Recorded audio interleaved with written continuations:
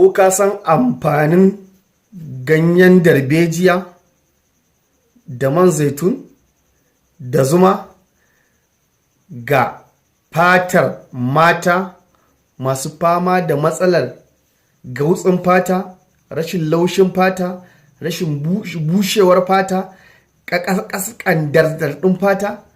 To ka nemi ganyen darbejiya, man zaitun da zuma, ka daka da ganyen darbejiyan nan ka shanya shi a inuwa, ka daka ya zama gari, a haɗa su guri ɗaya, a ringa shafawa a jiki ana wankewa da ruwan ɗumi bayan ya daɗe.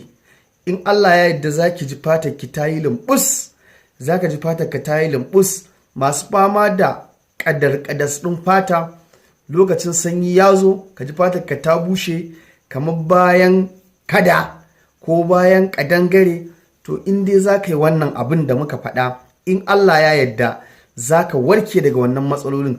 In Allah ya yarda za ki wannan abin a matsayin ki na mace, laushi, tubus, lumbus za ki ji fatar ki da izinin Allah, kuma sai kin min addu'a.